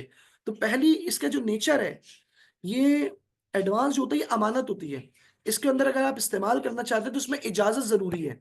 और बस औकात होता है कि आप वो जो पैसे लेते हैं, आप उसमें इजाजत होती है कि मैं इस्तेमाल कर लूंगा, लेकिन अगर आप इस्तेमाल कर लेंगे तो फिर आप जामिन हो जाएंगे। यानी फर्क क्या है? मेरे पास कोई आया घर पे किराए लेने के लिए, मैंने कहा जी 6 महीने का एडवांस देना है।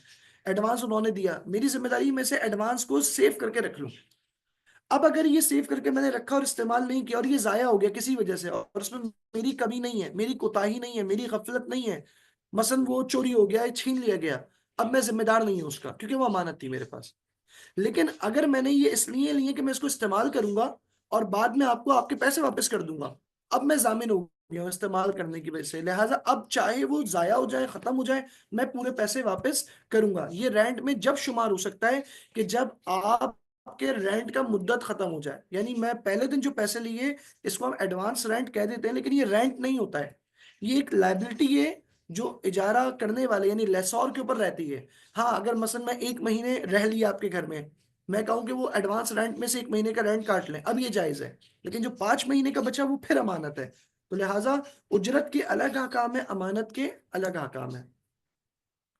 हमारे सामने जो जनरल फिनोमेना है आजकल जो इजारा के बात में होता है वो फ्रीलांसिंग, कि आप किसी के लिए काम कर रहे हैं लेकिन आप किसी के एम्प्लॉयमेंट आपकी यानी रस्मी जो कन्वेंशनल एम्प्लॉयमेंट के तरीकेकार है कि आप किसी इदारे में जाके एम्प्लॉय नहीं। Freelancing is a self employment model where individual provide services to clients on contract basis, on a project और contract basis without being tied to a single employer, यानी आप एक वक्त में कई लोगों के काम कर रहे हैं। Freelancer work independently across various industries such as writing, graphic design, programming, marketing, consulting. They have the flexibility to choose their project, यानी ये उसकी तारीफ है। फ्रीलांसिंग में फिर बुनियाद क्या होगी, आप जो काम कर रहे हैं वो काम दुरुस्त होना चाहिए। मसलन मैं किसी के लिए कंटेंट राइटिंग का काम कर रहा हूँ, कंटेंट क्रिएशन का काम कर रहा हूँ, लोगो डिजाइनिंग का काम कर रहा हूँ, लेकिन जिस इदारे के लिए कर रहा हूँ वो इदारा कोई हराम काम करता है, एल्कोहलिक कंपनी का डिजाइन मैं लोगो कर रहा हूँ, ये जायज नहीं होगा। लेकिन अगर कोई ऐसा इदारा है जिसके उमूमी काम जायज है लेकिन उसके अंदर बाद चीजें नाजायज भी होती हैं, मसलन आप कहें कि फ्रीलांसिंग में आप बाहर ममालिक की कंपनी के लिए काम करते हैं और वो जनरल बेवरेज बेच रहे हैं, यानी वो शराब नहीं बेच रहे, जनरल बेवरेज है, कोका कोला पेप्सी कोला के लिए काम कर रहे हैं और मार्केटिंग का कंटेंट दे रहे हैं, तो क्या ये भी हराम हो जाएगा? नहीं, ये हराम नहीं होगा। कोई बोले कि भाई वो लोग फिर सूद में इन्वेस्ट करते हैं, ये अलग मसला है। हराम कब है? जब उस कंपनी के लिए आप कोई काम अंजाम दें जिसका काम बुनियादी काम हराम हो, वो काम ही शराब का करता है, तो जायज नहीं होगा। लिहाजा फ्रीलांसिंग करने में कोई हर्ज नहीं है और उसकी भी तमाम वो शराइत है, बस इस शर्त के साथ कि जो काम किया जा रहा है, जो सर्विस दी जा रही है वो शरई परमिसेबल होनी चाहिए। इसके बाद आ गई बात एमएलएम की, मल्टी लेवल मार्केटिंग की, पिरामिड स्कीम की। ये एक सरासर फ्रॉड होता है। फ्रॉड मैं इतनी आसानी से यूं कह रहा हूं कि ये जो स्कीम है ये तो खुद रेगुलेटर मना करते हैं, यानी पाकिस्तान में एसईसीपी की तरफ से बाकायदा ऐसी पॉन्जी स्कीम्स को रोका जाता है, इसके ऊपर क्रैकडाउन किया जाता है और इसके नतीजे में चंद लोग जो फायदा उठाना चाह रहे होते हैं। एमएलएम क्या होता है? मसलन पहले ये होता था कि आप एक नेटवर्क बनाएं, पैसे जमा करें, मुझे पैसे दें, और 4 लोग जमा किए, 4 लोग मजीद 4 लोग अपने साथ जोड़ेंगे, मजीद 4 लोग अपने साथ जोड़ेंगे, मजीद 4 लोग, और ये पैसा इस तरह से जमा होगा। और फिर जो जो आप पैसे जमा करते रहेंगे लोगों से, आपको भी थोड़ा थोड़ा प्रॉफिट उसका मिलता रहेगा उसमें से। तो ये बाकायदा रोकी गई है, लेकिन अब एक इसमें एक एडिशन कर दी गई, ट्विस्ट कर दिया गया, क्या क्या अब उसके अंदर कोई प्रोडक्ट इन्वॉल्व कर लिया जाता है, गोया मैं कोई प्रोडक्ट है जो उमूमी तौर पे ओपन मार्केट के रेट से ज्यादा होता है, मैं ये मार्केट में बेच रहा हूँ और मैं आपको कहता हूँ कि देखें अगर ये प्रोडक्ट आप 4 लोगों को और बिकवाएंगे ना, तो आपको हर बिकने पे प्रॉफिट होगा। और फिर वो 4 लोगों को कहा जाता है कि आप मजीद 4 लोग अपने साथ शामिल कर लें, तो जो जो नीचे लगता जाएगा इसका प्रॉफिट ऊपर आता रहेगा। तो नतीजतन क्या होता है कि एक विशियस सर्कल में आ जाते हैं, जो टॉप लेवल पे लोग होते हैं उन्हीं को प्रॉफिट हो रहा होता है, और इसके अंदर प्रोडक्ट को सिर्फ इस स्कीम को जो बदनाम हो गई थी उसको जायज बनाने के लिए किया गया है। लिहाजा मल्टी लेवल मार्केटिंग बाकायदा एसईसीपी ने इसको मना किया है, security exchange commission of Pakistan ने इस तरह की किसी भी स्कीम को गैर कानूनी करार दिया गया है। लिहाजा ऐसी स्कीम से जुड़ना दुरुस्त नहीं है। हाँ, अगर कोई जनरल काम करता है, कोई प्रोडक्ट है, अच्छा प्रोडक्ट है, कोई खरीदना चाहता है खरीदे और उसको बेच के नफा कमाए, जायज है। लेकिन ये जो एक स्कीम बनाई जाती है कि ये 4 लोग बेचेंगे उसका नफा भी मिलेगा, फिर वो 4 लोग मजीद 4 लोग को जोड़ेंगे उसका नफा भी मिलेगा, ये जाहिरन कोई इसके अंदर इख्तिसादी मसाइल ज्यादा है। मुमकिन है शरिया के एतबार से हम कोई हल निकाल लें इसका, हम कहें कि नहीं मैंने तो अपना काम किया है, शर्त के साथ बेचा, लेकिन इख्तिसादी मसाइल इसके अंदर बहुत हैं। लिहाजा जैसे मैंने जिक्र किया, हमारे फुक़हा कहते हैं कि वो मुल्क के कवानीन के जो शरीयत के मुतसादिम ना हो उनकी रियायत करना भी जरूरी है। एफिलिएट मार्केटिंग ये एक आजकल फिनोमिना नया है जिसके ऊपर बड़ी बात की जाती है। Affiliate marketing is a performance based marketing strategy in which individual और business earn a commission for promoting and driving sales और traffic to a company product और सर्विसेज। आप किसी इदारे के लिए, यानी एक इदारा खुद मार्केटिंग नहीं कर रहा बल्कि एक मार्केटिंग एजेंसी को अपना एक प्रोजेक्ट देता है अपनी प्रोडक्ट और सर्विसेज को, और मैं बहैसियत एक मार्केटिंग एजेंसी किसी के लिए काम कर रहा हूँ। तो पहली शर्त क्या है कि जिस चीज की मार्केटिंग की जा रही है वो जायज होना चाहिए, असल काम जायज होना चाहिए। यहाँ पे बाज़ औक़ात सवाल लोग बीच में लाते हैं कि बाज़ औक़ात मार्केटिंग के अंदर गाने का इस्तेमाल होता है, म्यूजिक का इस्तेमाल होता है, बाज़ औक़ात मार्केटिंग के अंदर कंटेंट में जो कंटेंट इस्तेमाल होता है बाज़ औक़ात नॉन कंप्लाइंट होता है। क्या मुकम्मल हराम हो जाएगा? इसकी वजह से मुकम्मल हराम नहीं होता जब तक कि वो काम जायज़ है। अलबत्ता हमें मार्केटिंग के उसमें भी ज़रा देखने की ज़रूरत है। ज़ाहिर है कि इन सारे मौज़ूआत के अंदर अभी शरीय कंप्लायंस का ज़ोर या ये मौज़ू इतना ज़्यादा मशहूर नहीं है। लेकिन आज अल्हम्दुलिल्लाह हम देख रहे हैं कि इस मौज़ू के अंदर भी बात की जाती है कि मार्केटिंग में भी ये जो शरिया पैरामीटर्स है, मसलन उसके अंदर म्यूज़िक शामिल ना हो जो हराम म्यूज़िक है, हर म्यूज़िक हराम नहीं है। इसी तरह से मसलन अगर कोई खातून सामने आ रही है तो वो हिजाब शरई की रियायत करते हुए सामने आए, तो इन चीज़ों को भी देखा जाता है। लेकिन फ़िलहाल सिर्फ़ कोई एफ़िलिएट मार्केटिंग का हिस्सा बनना, जब तक कि वो चीज़ हराम ना हो या बिल्कुल हराम में मुआवनत शुमार ना हो, वो हराम शुमार नहीं होती है। लेकिन अगर कोई स्पेसिफिक मसला हो तो स्पेसिफिक मसले के लिए ज़रूरी है कि अपने मुज्तहिद से फतवा या मज़ीद इसको डिस्कस ज़रूर किया जाए। फिर हमारे सामने आ गया मुशारका कॉन्ट्रैक्ट। जब आप पैसे मिलाते हैं, मुशारका और मुज़ारबा। मुशारका और मुज़ारबा में क्या फ़र्क है? मुशारका में 2 पार्टीज़ पैसे मिलाती हैं और काम भी करती हैं। मुज़ारबा में क्या है? मुज़ारबा में एक पार्टी पैसे मिलाती है, एक पार्टी काम करती है। यानी मुशारका मुज़ारबा में बुनियादी फ़र्क क्या है? मुशारका में जो दोनों पार्टीज़ हैं, 2 लोग हैं, 2 इदारे हैं, वो दोनों काम भी कर रहे हैं और दोनों पैसे मिला रहे हैं, नफ़ा और नुकसान में शरीक हैं।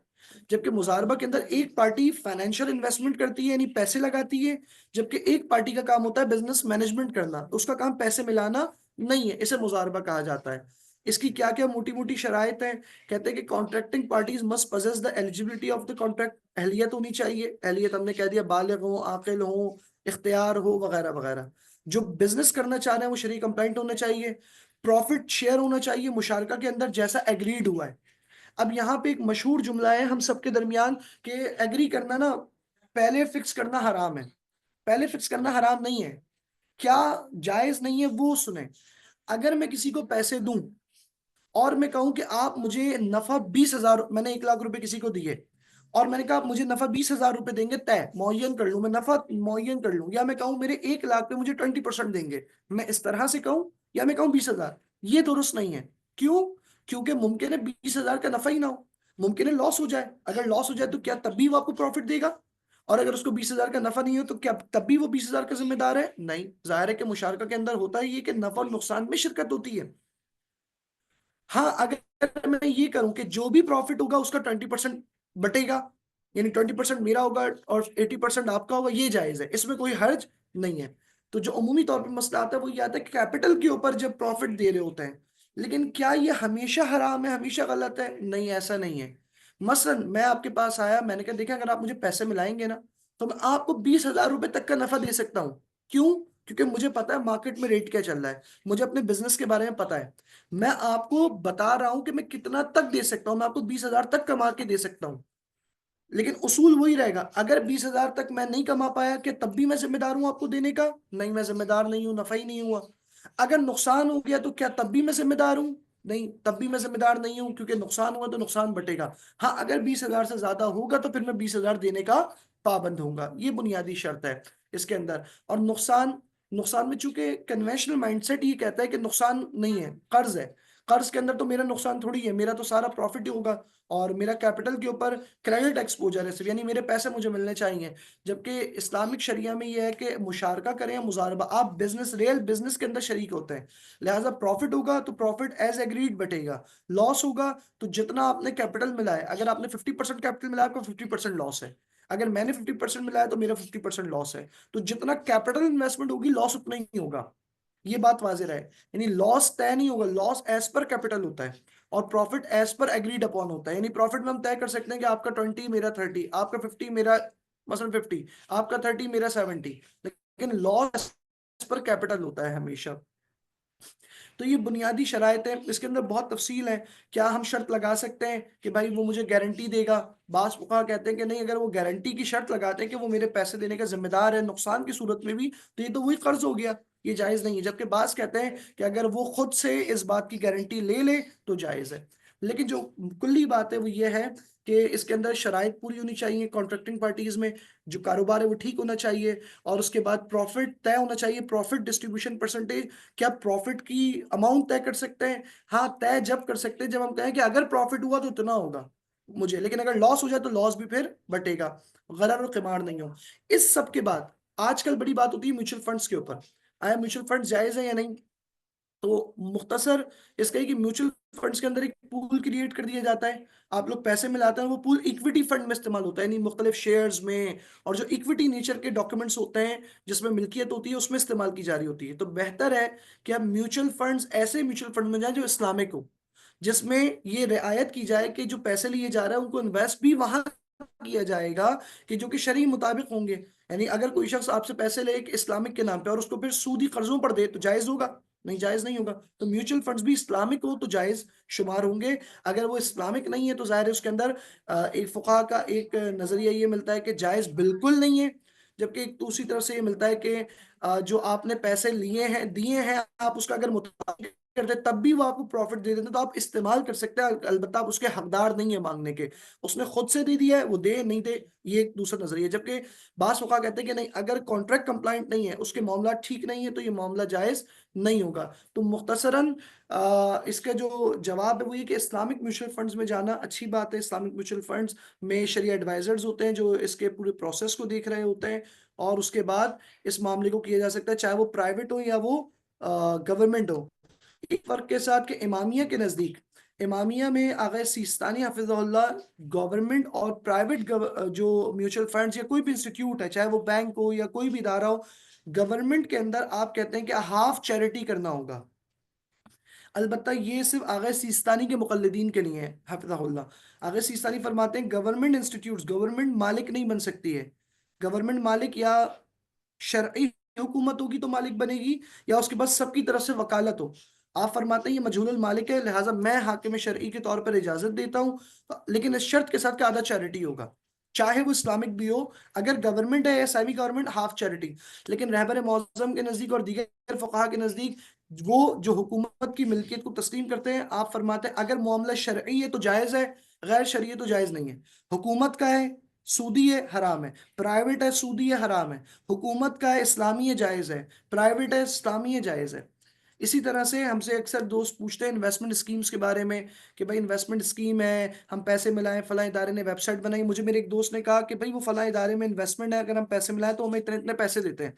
देखिए, याद रखें, पाकिस्तान में जो भी इदारा मालियात के मामले में काम कर रहा है, फाइनेंशियल ट्रांजैक्शन कर रहा है, जरूरी है कि उसके पास ऐसी सीपी की तरफ से लाइसेंस हो, ऐसी सीपी की तरफ से सर्टिफिकेट हो। ये उमूमी तौर पे होता है कि बाज़ औक़ात लोग ट्रैप हो जाते हैं, ये पॉन्जी स्कीम्स होती हैं। ये बाज़ औक़ात इन्वेस्टमेंट स्कीम ऑनलाइन, किसी ने कहा भाई उनकी वेबसाइट बनी हुई है तो जायज़ ही होगा, यानी वेबसाइट बना लेना जायज़ ही अदम जवाज़ का बायस नहीं है। यानी अहम तरीन चीज़ ये कि पहले तो वो जो कारोबार कर रहा है उसकी इजाज़त भी होनी चाहिए उसके पास। लेकिन मुमकिन है आप कहें कि भाई छोटा कोई कारोबार है, कोई 2 दोस्त मिलके कर रहे हैं, 2 लोग मिलके कर रहे हैं, उनके नहीं है, तो फिर आपको पता होना चाहिए वो काम क्या कर रहे हैं। यूजुअली ऐसा होता है कि स्कीम होती है कि आप इतने डॉलर मिला दें, $100 मिलाएं, फिर आपको हर महीने 50 मसलन $10 मिलते रहेंगे 3 साल तक के। हम कहते हैं बड़ी अच्छी स्कीम है, हमने $100 इन्वेस्टमेंट की है और हमें फिर रिटर्न के अंदर $300 मिलेंगे अगले 5 साल में। भाई वो काम क्या करता है, ये अहम है। हम ये नहीं कह रहे कि हर चीज हराम है, लेकिन हम ये कह रहे हैं कि आपको शरीय कंप्लायंस को शौक से देखने की जरूरत है कि भाई वो काम क्या करता है। वो अक्सर लोग कहते हैं जी हम इन्वेस्टमेंट करते हैं जमीनों में, कौन सी जमीन में करते हैं? आपके पास कोई शरिया एडवाइजर है, किसी शरिया एडवाइजर की तस्दीक है? आप सबको ये बात पता होना चाहिए कि आज पाकिस्तान में मसलन और दीगर ममालिक में भी वो मालियाती इदारे जो इस्लामिक सर्विसेज दे रहे हैं, जो कह रहे हैं हम शरिया के मुताबिक काम करते हैं, उनके ऊपर पाबंदी है कि उनके पास शरिया का सर्टिफिकेट भी हो, यानी वो तस्दीक दिखाएं कि किस आलिम दीन ने आपको कहा है कि आपके तमाम मामला, पैसा लेना और पैसा लगाना सब जायज है। लिहाजा इस इन्वेस्टमेंट, ऑनलाइन ही जो इन्वेस्टमेंट के अक्सर व बेशतर इनमें 100 में से 90 जो होते हैं वो फ्रॉड होते हैं, और अक्सर खवातीन इस पर ट्रैप हो जाती हैं कि वो पैसे लगा दिए कि भाई इतने पैसे आते रहेंगे, भाई किस बुनियाद पर लगा है वो, आया पैसा कहाँ से, बाहर की कंपनी है कोई, उन्होंने वेबसाइट बनाई है? नहीं। अगर कोई इदारा है बाकायदा, आपकी जिम्मेदारी है आप पहले पूछे क्या एससीसीपी के साथ आपके पास लाइसेंस है, वो जो काम कर रहे हैं सर्टिफिकेट है, अगर आप जो काम कर रहे हैं उसके पास शरिया का तस्दीकनामा है या नहीं। हर चीज में इतनी तसाहुल, इतना यानी हमें नहीं लेना चाहिए कि नहीं नहीं ठीक होगा, सब सही होगा, लोगों के पास आगाही नहीं है। अक्सर और बेशतर क्या होता है कि देखें, अगर मैं 100 रुपये मिलाऊं तो उस 100 रुपये की कोई अहमियत नहीं है, लेकिन अगर यही 100 रुपये 1 लाख लोग मिला दें तो एक अच्छी कीमत बन जाएगी। और अगर मैं ये, अक्सर ये होता है कि पैसे जमा करके सूदी इन्वेस्टमेंट में लगा दी जाती है, गवर्नमेंट के बिल्स खरीद लिए गए, उसमें से जो पैसा आ रहा है उसमें 20% सूद कमाया, 10% बांट दिया, हम कहते हैं चले हमारे पैसा भी सेव है और हमें पैसा भी मिल रहा है। नहीं, अब आपकी जिम्मेदारी है इसको जानने के बाद, मन तजरा बगैर फिक्र, जो फिक्र पढ़े बगैर तिजारत करे फ़क़द ततम फिर रिबा, वो सूद में पड़ जाता है। लिहाजा अगर कोई ऐसी स्कीम आती है तो बेहतर है कि चंद सवाल तुमसे पूछे जाए, फिर किसी आलिम दीन से बाकायदा रब्ता किया जाए कि ये काम है, इस तरह से काम करते हैं, ताकि हम अनइंटेंशनली सूद में ना पड़ रहे हो, अनइंटेंशनली हराम ना खा रहे हो। यानी ये ऐसा नहीं है कि ये मामला बंद हो जाने चाहिए, मामला होने चाहिए, बढ़ने चाहिए, लेकिन ये जरूरी है कि कोई भी कारोबारी मामला हो रहा है उसमें किसी आलिम दीन से तस्दीक जरूर करवाई जाए। और अगर कोई रस्मी इदारा है तो उसके पास रस्मी इदारों की जानिब से लाइसेंस और सर्टिफिकेट होना जरूरी है, वरना फिर पाकिस्तान ही में, इसी पाकिस्तान में बाज लोगों ने दाढ़ियां रखकर और ऐसा हुलिया बनाकर कि जिससे लोग कहते हैं ये तो मौलाना है, ये तो लग रहा है कि सच बोलते हैं, अल्लाह रसूल का नाम लेकर कि हम सही काम करते हैं, लोगों के पैसे हड़प कर लिए, अरबों रुपए। और ये पाकिस्तान में इसकी स्कैम्स की एक तारीख है पूरी, पाकिस्तान में, यानी सिर्फ पाकिस्तान में जो स्कैम हुआ वो नहीं, पाकिस्तानी जो स्कैम का शिकार हुए, दीगर लोग जो शिकार हुए इंटरनेशनल स्कैम्स का। सिर्फ वेबसाइट होना काफी नहीं है, आपको ये गौर करना है। यानी इन्वेस्टमेंट, अगर आपके पास कोई स्कीम आती है, आप उससे चंद सवाल पूछेंगे, क्या काम करते हैं, रेगुलेटर जो है उसका लाइसेंस है, सर्टिफिकेट है आपके पास काम करने का, आपके पास तस्दीक है, किस इदारे से आपकी तस्दीक है, किस आलिम दीन की तस्दीक है।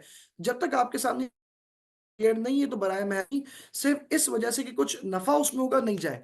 आपके सामने आज इस्लामिक बैंकिंग के प्रोडक्ट्स मौजूद है, आज आपके पास इस्लामिक म्यूचुअल फंड्स मौजूद है, आज आपके पास तरह तरह की सर्विसेज मौजूद हैं जो कि शरीयत के मुताबिक है, जिसमें तस्दीक का, शरीय तस्दीक का पूरा निज़ाम है।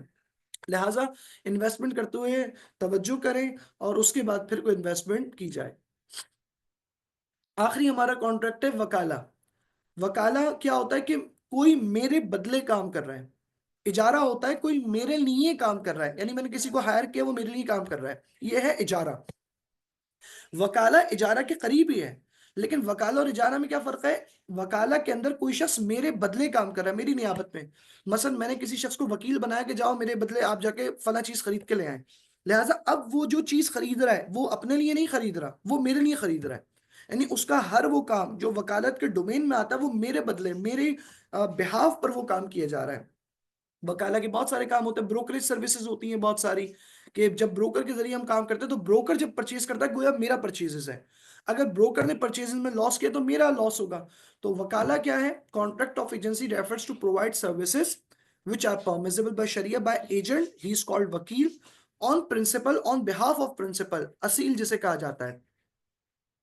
कंडीशंस क्या है? वही कंडीशन है, पहले तो कॉन्ट्रैक्ट करने वालों की अपनी अहलियत होनी चाहिए, जो काम जिसके लिए वकील बनाया गया, मसलन कोई कहे कि चोरी करने के लिए कोई किसी को वकील बनाए, तो क्या जायज होगा? नहीं, नाजायज होगा, ये नाजायज है कि असल काम जायज नहीं तो उसकी वकालत भी जायज नहीं है। इस तरह ऐसा काम हो जिसमें वकालत अंजाम दी जा सकती हो, यानी बाज ऐसे काम है जिसमें वकील नहीं बनाया जा सकता, मसलन नमाज पढ़ाने के लिए, रोजा रखाने के लिए, अगर कोई शख्स जिंदा है और वो नमाज नहीं पढ़ पा रहा, रोजा नहीं रख पा रहा, क्या मैं उसे वकील अपनी जिंदगी बना सकता हूँ कि मेरे बदले की नमाज पढ़ो? नहीं। लेकिन हज में बना सकते हैं। तो हर चीज में फर्क है। हज में आप अपनी जिंदगी में किसी को वकील बना सकते हैं, जकात अदा करने के लिए वकील बना सकते हैं, खुम्स अदा करने के लिए वकील बना सकते हैं, लेकिन नमाज पढ़ने के लिए जिंदगी में नहीं बनाया जा सकता। तो वकाला के लिए जरूरी है ऐसी चीज में वकालत हो जिसमें वकालत जायज है। ठीक है, जैसे निकाह के अंदर वकील होते हैं, यानी जो मौलाना हजरात होते हैं, वो दूल्हा दुल्हन की, लड़का लड़की की जानिब से उनकी वकालत में कहते हैं कि मैंने अपने वकील की जानिब से निकाह कबूल किया और निकाह का सीगा जारी किया। तो वकालत के लिए जरूरी है कि आप ऐसे काम में ऐसा काम हो जिसमें वकालत करना सही भी हो। और जाहिर है कि उसके अंदर एक तफसील है पूरी, लेकिन उसका उसूल यही है।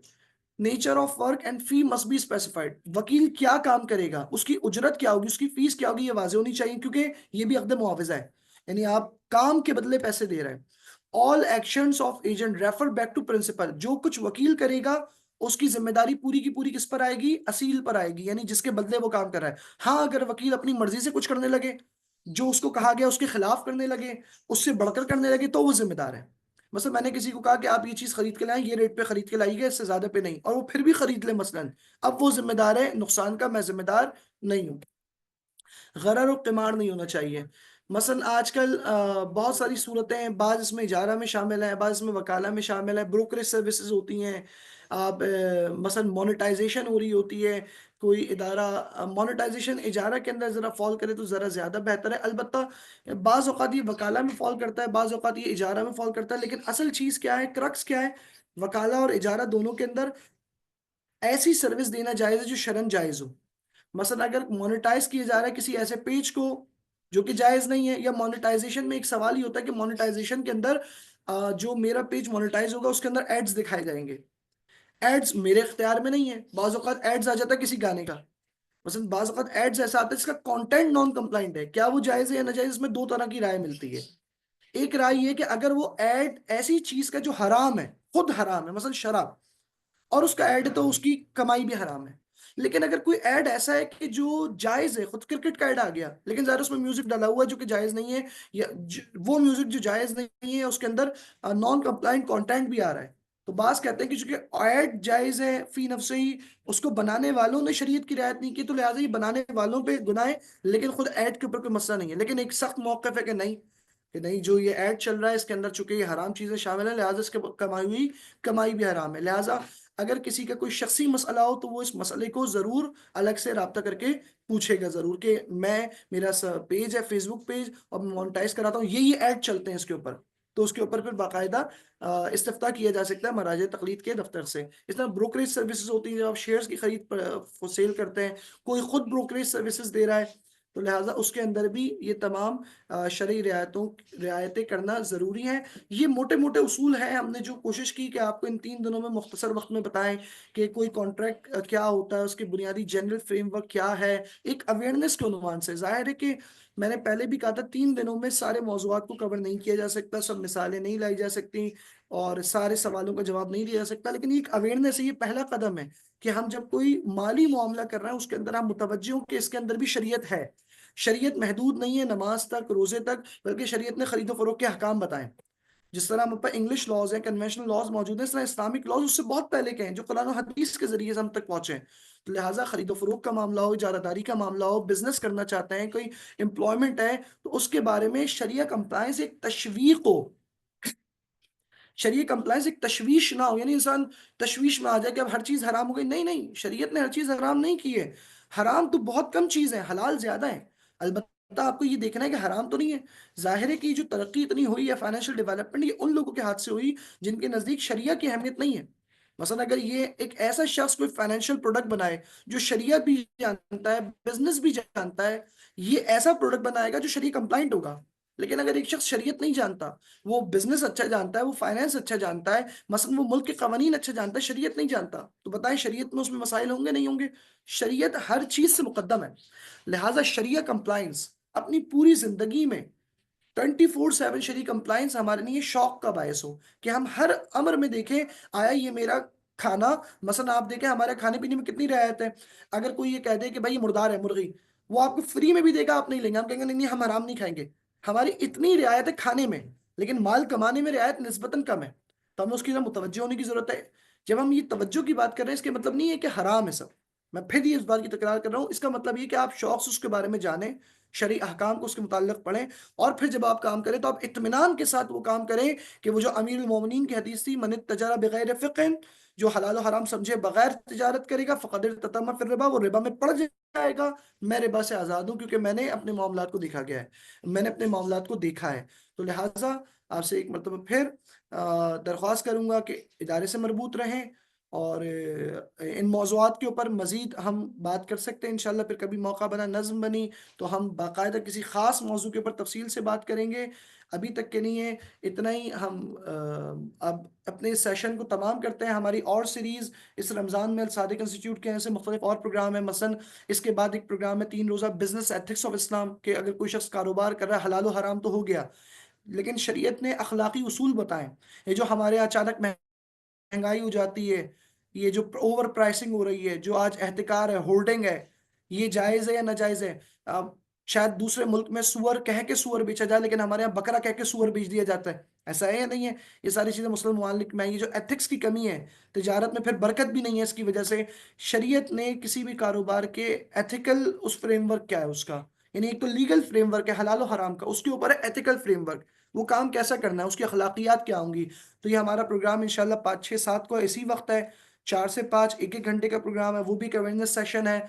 और उसके बाद फिर एक और प्रोग्राम है, इंट्रोडक्शन टू इस्लामिक फाइनेंस और हलाल। इस्लामिक फाइनेंस क्या है, इस्लामिक बैंकिंग क्या है? आप में से बहुत सारे लोग जानना चाहते हैं भाई इस्लामिक बैंकिंग क्या है, ये तो वही है, कान यहाँ से पकड़ो वहां से पकड़ो, क्या ऐसा ही है या कुछ इसमें तब्दीली है? तकाफुल क्या है, वगैरह वगैरह। इस तरह रिबा के हवाले से और दीगर मौज़ूआत के ऊपर अगर आप अल सादिक सादिक इंस्टीट्यूट के सोशल मीडिया हैंडल को फॉलो करेंगे तो इंशाअल्लाह ये सारे मौज़ूआत आप जान सकते हैं। और इंशाल्लाह हम इसके ऊपर चाहेंगे आपकी तरफ से फीडबैक हो, कैसे सेशंस रहे, हम कैसे इसको बेहतर कर सकते हैं। ग्रुप में आप लोग मौजूद हैं, हम बेहतर किस तरह करेंगे इसको, और किस तरह हम मखसूस मौज़ूआत के ऊपर, ज़ाहिर है आपकी तरफ से अगर कोई आती है बात, किस मौजू के ऊपर बात की जाए, तो अल सादिक इंस्टीट्यूट आपका इदारा है, और इंशाल्लाह हम लोग मिलकर इस इदारे को आगे लेकर बढ़ाएंगे, और ताकि ये जो दीनी तालीम है वो इबादात के साथ साथ मामलात में भी उसकी रियायत रहे। इंशाल्लाह इसी के साथ मैं रुखसत चाहूंगा आपसे, दुआ करते हुए कि अल्लाह ताला हम सब के इस 3 दिनों में इस प्रोग्राम में शरीक होने को, इस सुनने को, सुनाने को अपनी बारगाह में कबूल मंजूर फरमाए। कोई गलती सहव खता हो तो उसके लिए अल्लाह ताला इससे दरगुजर फरमाए। रब्बना तक़ब्बल मिन्ना इन्नका अंतस समीउल अलीम व तुब अलैना इन्नका अंतत तव्वाबुर रहीम बिरहमतिका या अरहमर राहिमीन। अल्लाहुम्मा